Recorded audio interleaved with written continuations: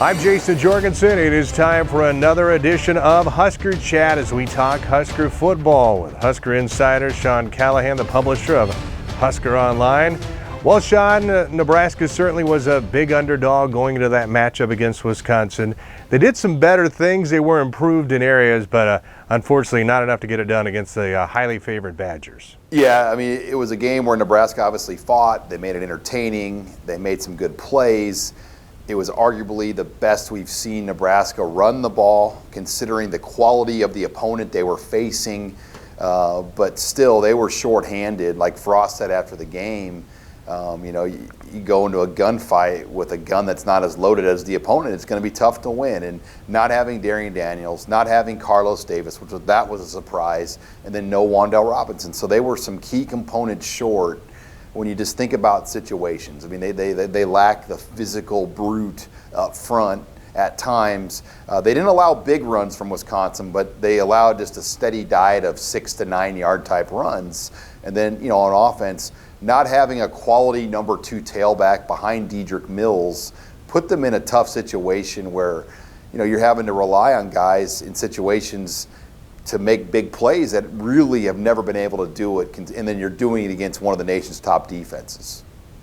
How about Dietrich Mills? Sometimes with JUCO guys, it takes a while for them to kind of find their groove, but he really had a nice game against the Badgers. Yeah, he really did. I mean, I think he did a lot of it on his own. I mean, he made 11 tacklers miss in space, or broke tackles in that game, so a lot of power running. And I go back to fall camp. Ryan Held said this in August. He goes, "You cannot arm tackle Dietrich Mills." And, I think we were kind of waiting to see that. And finally we saw that. I think Wisconsin came in high. They had bad angles and technique, and he made them pay. And Wisconsin as a team, they missed 18 tackles in that game as a defense. So a lot of the running and big plays in the run game happened mainly because the Badgers were missing tackles, and credit Nebraska. And I think the coaching staff deserves a lot of credit. They drew up a scheme with alignments and formations that put Wisconsin's defenders in pretty vulnerable situations.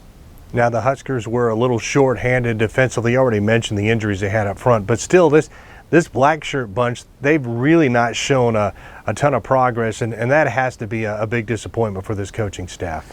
Yeah, it's tough. I mean, when you're missing Darian and Carlos, those are 2 of your 3 best defensive linemen you can make an argument on, and you're doing it against Wisconsin. But the back end struggled. The safeties for Nebraska missed 9 tackles in that game between DiCaprio Boodle and Markel Dismuke. And I think the secondary as a group missed 11 tackles. So far too many missed tackles on the back end of Nebraska's defense. Lamar Jackson played well. He was probably the one silver lining of the defense. And they just kind of lack that edge, that identity that you need. And they're not getting the quarterbacks, Jason. You look at the last 5 games, Nebraska has produced just 6 quarterback sacks. Today we're talking Husker football with Husker insider Sean Callahan as Nebraska strikes out on the road. Nebraska will play at Maryland for the first time since these two have been in the Big Ten. Sean, what about this Maryland bunch? I know to begin with, they started the season off well. You and I kind of talked off camera about, hey, the Terrapins were doing some good things, but boy, when this went south for them, they've really struggled. Yeah, it's funny to think in September, Nebraska and Maryland were both ranked teams. Think about that. And here we are today. Maryland's lost 7 of 8. Nebraska hasn't won a game in 6 weeks.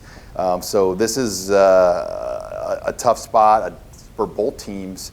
I think once some tape got out on the Terrapins and what they did and how they went about it, people kind of adjusted, especially in the conference.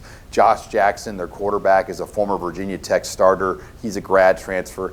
I do think the Terrapins have some really good running backs. Anthony McFarland Jr., he is a very good pro prospect. Not having a big year, though, only about 50, 60 yards per game average. But that, to me, is how they'll try to attack Nebraska. I think their tailbacks are probably the real strength, and that's how they'll probably go out Nebraska here on Saturday. In Scott Frost's tenure at Nebraska, he's had issues winning on the road, just one victory. As you boil some of those issues down, is there maybe an area, too, that you can pinpoint where things just have not gone well for this team away from Lincoln? Well, Jason, this is their 10th road game under Scott Frost. before they've only been favored on the spread 3 times, and they won 1 this year. Illinois, they were slight favorites at Purdue. Then this week they're also a slight favorite by 4 points. So 7 of the 10 road games that Scott Frost has coached at Nebraska's been a fairly decisive underdog. So I think some of it is obviously poor play.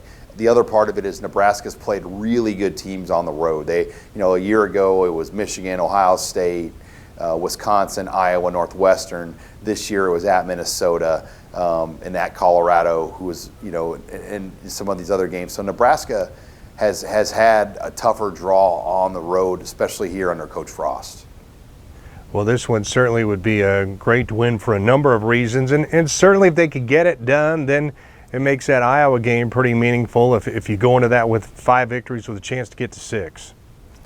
Yeah, you look at that, and I mean, that's really, you try to find something each week, and that's what this week's all about. If Nebraska can get back on track, then all of a sudden I think you come back to Lincoln with a little bit of edge to you, say, you know what, let's beat Iowa now. Let's end this thing the right way. And Iowa is out of the West race, I believe, right now.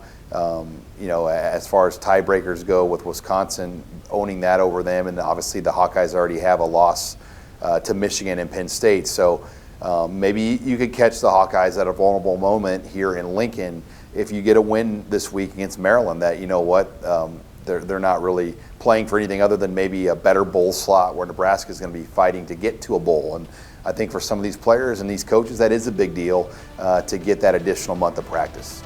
All right, we'll see what happens on Saturday. Have a good trip to the East Coast. Thank you. And that was Sean Callahan, publisher of Husker Online, as we talk Husker football with HuskerChat. For HuskerChat, I'm Jayson Jorgensen. Hi, this is Jayson Jorgensen, Sports Director at KRVN. Thanks for watching this video on our YouTube channel. Now, to keep up to date with all of the things we have going on in terms of sports, we invite you to subscribe to our channel. All you need to do is hit the little red button in the corner.